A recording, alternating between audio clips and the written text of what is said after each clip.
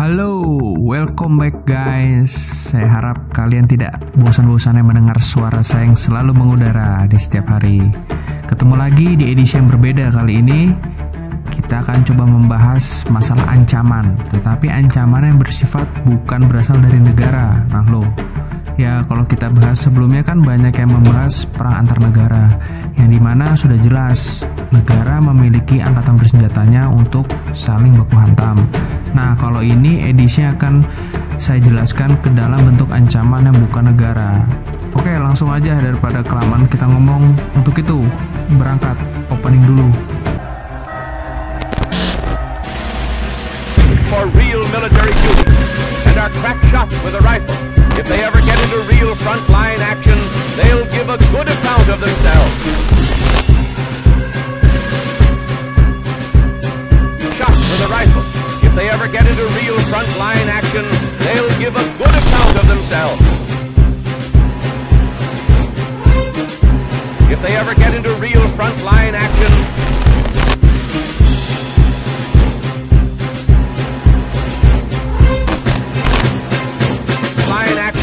they'll give a good account of themselves.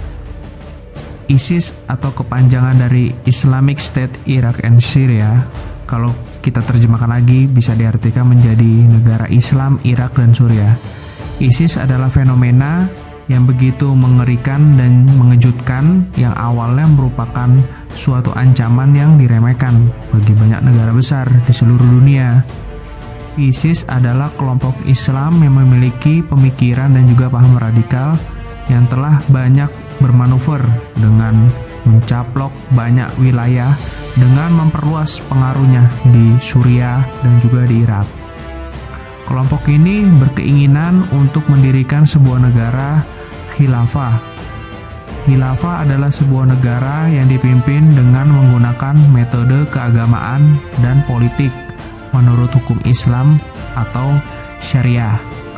Meskipun pada saat ini hanya terbatas di wilayah Irak dan juga Suriah, tetapi ISIS bertekad untuk memperluas wilayah dan pengaruhnya di seluruh dunia. Wah.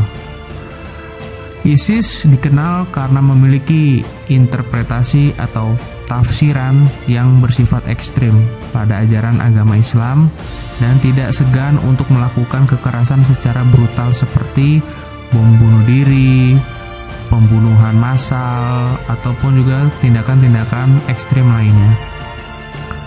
ISIS mengontrol dan mengendalikan wilayah di Timur Tengah dengan melakukan kekejaman massal dan meluncurkan serangan teror sampai dengan keluar wilayah negara tersebut. Untuk memahami ISIS, di channel ini kita akan menceritakan asal-muasal sejarah serta kebangkitan organisasi tersebut supaya kita kenal dan kita paham dalam organisasi tersebut. Seperti kata pepatah, tidak kenal maka tidak sayang. Kisah ini dimulai jauh sekali dan bertahun-tahun sebelum ISIS ada, tepatnya pada 1979 saat Perang Dingin antara Uni Soviet dan juga Amerika Serikat. Nah lalu lagi kan, pada saat itu Uni Soviet menginvasi Afghanistan untuk membela negara mereka dari kekejaman diktator kekuasaan Uni Soviet, sehingga terbentuklah kelompok pemberontak untuk melawan kekuatan tentara merah tersebut di Afghanistan. Banyak para pemuda dari Timur Tengah atau sekitar Afghanistan itu berkumpul untuk bergabung dengan para pemberontak untuk melawan tentara merah tersebut. Banyak yang menilai asal-muasal tujuan dari kelompok pemberontak tersebut sebagai upaya untuk perjuangan atas agama dan juga beberapa pandangan terhadap pengembangan ajaran agama yang lebih ke arah pandangan ekstremis. Pada saat itu, di antara mereka terdapat seorang pemuda yang berasal dari Saudi yang merupakan dari kelompok orang yang terdidik yang bernama Osama bin Laden. Nah, nggak asing kan namanya? Dan juga pemuda lainnya bernama Abu Mushab Zarqawi dari negara Afghanistan asli yang merupakan mantan penguasa jalanan pada saat itu, atau yang dikenal dengan istilah preman jalanan kali ya, atau semacamnya lah kurang lebih. Pemuda tersebut berasal dari Yordania. Sebenarnya dua karakteristik pemuda tersebut saling kontras bertolak belakang atau tidak akur dan tidak pernah cocok. Tetapi dua orang hebat tersebut berhasil membuat dua kelompok organisasi yang sekarang kita kenal dengan nama sebagai Al-Qaeda dan juga ISIS. Pada berakhirnya kekuatan komunisme pada era akhir Perang Dingin dengan berkurangnya kekuatan Uni Soviet yang mundur dari wilayah tersebut pada tahun 1989, kemudian sisa-sisa ex-prajurit Arab yang melawan tentara merah atau tentara Soviet tersebut mulai hilang arah dan tujuan utamanya. Ya kan, awalnya emang buat mengatasi tentara merah, tapi tentara merah sudah get out dari wilayah Afghanistan, makanya mereka kehilangan induk. Kemudian Bin Laden dengan para mantan pejuang tersebut tetap terus membesarkan organisasi Al-Qaeda dari hari ke hari sehingga menjadi jaringan yang luas dan bergerak bermanuver ke arah global dengan tujuan untuk melanjutkan perjuangan melawan musuh-musuh Islam. Zarqawi membentuk kelompok sendiri tetapi gagal. Kedua pria tersebut kembali ke Afghanistan di mana kelompok pemberontak tersebut dipimpin oleh organisasi Taliban. Pada 11 September 2021, Al-Qaeda menyerang Amerika. Itulah yang menjadi awal muasal Amerika Serikat berperang terhadap terorisme yang dikenal dengan istilah Global on Terror. Sebagai asumsi untuk menegakkan keadilan, Amerika Serikat melakukan balasan dengan melakukan upaya militer dengan cara Amerika menginvasi Afghanistan untuk mencari dalang otak di balik serangan terhadap teror tersebut. Tetapi di saat yang bersamaan, Bin Laden itu bersembunyi melarikan diri ke arah Pakistan.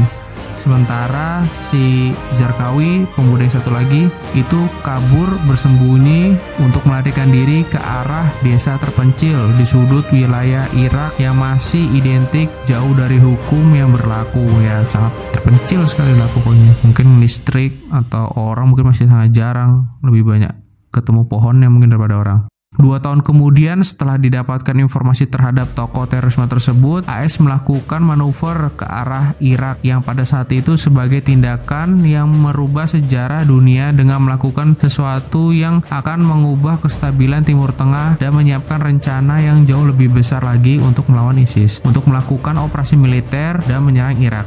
Amerika mencoba menggulingkan pemerintahan Saddam Hussein pada saat itu dengan menerapkan metode pemerintahan model sekularisme. Sekularisme itu adalah konsep pemisahan bernegara dengan ajaran agama. Tentunya dengan berakhirnya kediktatoran Sunni dan juga bubarnya tentara di bawah pengaruh Saddam Hussein. Ya, karena Saddam Hussein waktu itu tewas ya, ditangkap Amerika dan dijatuhi hukuman, kalau mungkin kalian ngikutin sejarah. Sehingga memicu ribuan tentara Sunni Irak yang marah, sehingga mereka banyak yang bergabung dengan para pemberontak. Banyak dari pandangan kelompok-kelompok jihad ini seperti Sunni dan juga mantan ex-tentara Saddam menganalogikan bahwa invasi Amerika Serikat pada saat itu sebagai upaya pengulangan invasi Soviet ke Afghanistan pada tahun 1979 yang tadi saya jelasin ya di awal, sehingga kembali memicu pergerakan pemberontak untuk berperang. Tentunya Zarqawi memanfaatkan momentum pemberontakan di Irak dengan mulai bergerak yang berada di latar belakang pemberontakan tersebut. Kelompok di bawah kendali Zarqawi menjadi yang paling kejam di wilayah Irak. Lebih lanjut lagi, tujuan utama dari kelompok Zarqawi pada saat itu dengan menyerang negara Suriah dengan tujuan untuk memicu perang saudara Sunni Syiah, di mana mayoritas kelompok yang dipimpin tersebut berasal dari negara Irak. Pada tahun 2004, Zarqawi menjadi superstar atau jadi artis jihadis atau orang yang paling dikenal seiring dengan banyaknya tindakan dan juga manuver di wilayah Irak. Di sisi lain, Al-Qaeda yang telah terjepit oleh pasukan Amerika Serikat semakin terisolasi dan terus dilemahkan, berusaha untuk memperkuat citranya dengan banyak membentuk aliansi dengan kelompok Zarqawi tersebut yang lagi naik pamor tersebut ya. Ingat, gabungan aliansi tersebut yang kemudian dikenal dengan nama Al-Qaeda di Irak. Tetapi pada tahun 2006, gejolak internal di tubuh Sunni Irak terjadi dengan pembelotan yang melawan Zarqawi, ya karena tadi kelompok tersebut yang syarat dengan kepentingannya Zarqawi. Namun di saat yang bersamaan, operasi militer Amerika Serikat melalui informasi intelijennya dapat berhasil membunuh Zarqawi melalui serangan udara yang dihancurkan melalui drone. Yang tentunya banyak milisi kelompok Al-Qaeda di Irak sebagian besar dapat dikalahkan karena hilangnya pemimpin mereka ditandai dengan mulai banyaknya kegagalan yang dialami selama bertahun-tahun berikutnya. Pada tahun 2011, Amerika Serikat menarik tentaranya dari Irak yang dinilai situasi Irak sudah cukup stabil atas berkurangnya kekuatan Al-Qaeda di Irak. Ditambah tujuan utama Amerika Serikat untuk menangkap Saddam Hussein sudah tercapai, serta beberapa pertimbangan lainnya, banyaknya pengeluaran ekonomi selama operasi militer di Irak. Pada 2011, konflik dengan istilah Arab Spring mulai menyebar ke seluruh Timur Tengah. Pada 2011, konflik dengan istilah Arab Spring mulai menyebar di seluruh wilayah Timur Tengah. Oh, yang kalian yang belum tahu, Arab Spring itu apa? Arab Spring itu adalah serangkaian protes anti pemerintahan, pemberontakan massa, dan pemberontakan bersenjata yang tersebar di wilayah Arab di tahun 2010-an yang dimulai sebagai tanggapan terhadap rezim yang menindas atas standar hidup dan juga ketidakpuasan masyarakat Arab yang dimulai dari protes di negara Tunisia lalu menyebar ke Mesir, Libya, Suriah, Yaman, dan juga Bahrain. Pokoknya mogok massa lah, tapi di satu regional negara gitu, kompak lah pokoknya pemberontakan itu. Pada saat itu di Suriah, Presiden Bashar al-Assad menindak keras para pengunjuk rasa. Massa anti pemerintahan dan juga pengunjuk rasa akhirnya membalas yang menyebabkan banyak perang saudara dan juga banyak jatuh korban. Kemudian Presiden Assad khawatir dunia akan campur tangan untuk menggulingkan kekuasaannya di wilayah Suriah. Sehingga Assad menuruti sebagian tuntutan dari massa atau protestan tersebut dengan membebaskan para jihadis secara massal dari penjara Suriah. Kembali ke masalah di Irak, milisi yang tersisa dari kelompok yang dipimpin Zarqawi yang masih bersekutu dengan kelompok Al-Qaeda merubah nama karena adanya kevakuman pemimpinan yang sekarang dikenal sebagai organisasi ISI, Islamic State Iraq, atau Organisasi Negara Islam Irak. Organisasi ISI ini dipimpin oleh seorang yang cukup cerdas atau seorang sarjana agama yang disebut dirinya sebagai Abu Bakar al-Baghdadi. Nah, ini jagoannya. Pada awal 2012, al-Baghdadi mengirim seorang wakil yang dipercayanya ke Suriah untuk menyamakan visi dan misi untuk membuat cabang organisasi yang baru, yakni cabang Al-Qaeda, untuk berperang bersama pemberontak, di mana kelompok cabang yang baru tersebut rencana akan dipimpin oleh Jabhat al-Nusra. Strategi al-Baghdadi yang dilakukan yakni dengan menambah banyaknya pasukan dengan menyerang serangkaian penjara yang ada di Irak. Mereka membebaskan para mantan jihadis yang dipenjara dan banyak merekrut personil yang baru untuk menambah banyak milisi sehingga organisasi dapat tumbuh lebih kuat. Pada April 2013, al-Baghdadi mengumumkan bahwa dia mengambil alih semua pasukan Al-Qaeda maupun sekutunya di Suriah dan juga di Irak. Udah kayak semacam merger perusahaan gitu, menggabungkan saham perusahaannya. Sehingga kelompoknya berekspansi ke wilayah Suriah menjadi negara Islam Irak dan juga Suriah. Oh, yang belum tahu, wilayah negara Suriah itu berada di barat Irak. Sehingga organisasi gabungan dua perusahaan tersebut disebut sebagai ISIS. Tentunya kalau ada orang yang senang pasti selalu ada orang yang sedih. Sisa personel kelompok Al-Qaeda menolak perebutan kekuasaan al-Baghdadi dan pada tahun 2014 secara resmi kedua kelompok jihadis yang telah lama berselisih sekarang menjadi berperang. Satu tubuh tapi dua kepentingan. Tentunya ISIS tumbuh kuat di Suriah bila dibandingkan dengan Al-Qaeda yang ada di Suriah karena adanya dukungan juga dari Presiden Assad untuk tolerir kebangkitan organisasi tersebut karena adanya kepentingan Assad yang bertujuan untuk memecah belah musuhnya di Suriah. Waduh, cerdas ya. Dan tentunya perhatian dunia dan asing yang akan lebih fokus pada kekuatan ISIS yang sekarang bila ketimbang hanya mengkhawatirkan masalah kepemimpinan Assad. Cerdas ya Indonesia.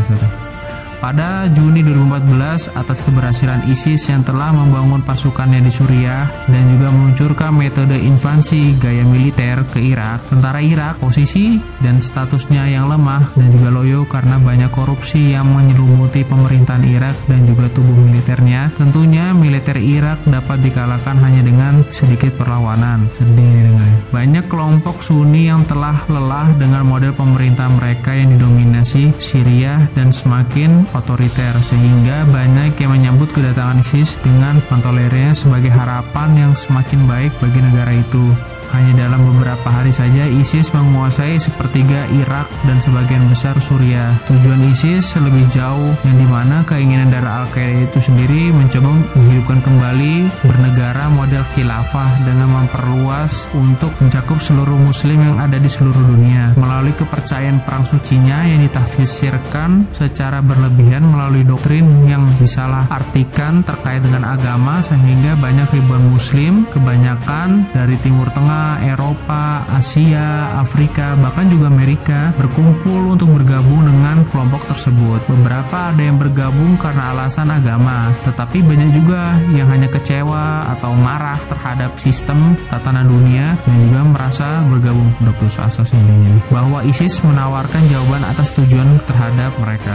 Karena derasnya dukungan terhadap ISIS dengan cepat, maka ISIS mampu melampaui batasnya, sehingga pada saat itu ISIS dapat menambah dominasi kekuatannya yang dimana dapat bermanuver dengan banyak menyerang wilayah suku Kurdi di Irak dan juga Suriah, yang tentunya memicu serangan balik dari pasukan Kurdi yang terorganisir lebih baik. Oh iya, Kurdi itu semacam etnis atau suku asli Iran yang banyak mendiami wilayah di Timur Tengah ya, karena di Timur Tengah tuh banyak sekali suku-sukunya ya, mirip kayak negara kita lah, banyak suku kan. Dan juga meluncurkan pembunuhan secara massal atau juga genosida terhadap suku Yazidi di Irak, dan tindakan yang viral dengan membunuh jurnalis Amerika Serikat melalui media internasional.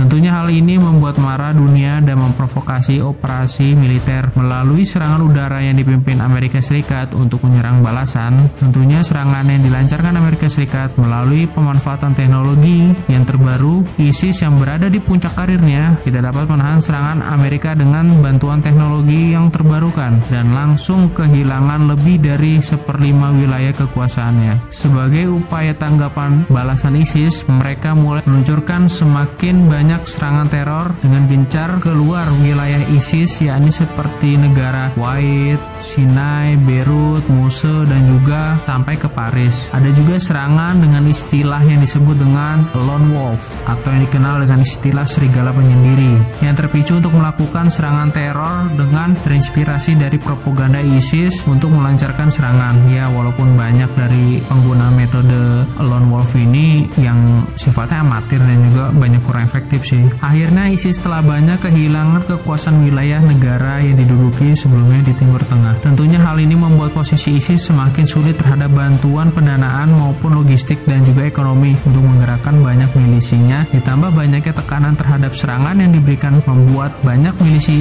ISIS banyak kehilangan korban jiwa terhadap milisinya yang hanya akan membuatnya semakin melemah. Ditambah dengan tidak adanya kekuatan terhadap sekutu dan banyaknya dikelilingi oleh musuh. Tetapi ISIS hanya mengalami bentuk penyusutan kekuatan saja. Tentunya di mana organisasi ISIS sampai saat ini masih ada dan juga eksis. Bila dibandingkan dengan dominasi kekuatan sebelumnya yang sampai di puncak karirnya tersebut, pada kenyataannya jenis pemberontakan dan kelompok teror tersebut masih tetap ada untuk terus melakukan kekerasan yang cukup mengerikan dan akan tetap terus sampai dengan bertahun-tahun ke depan.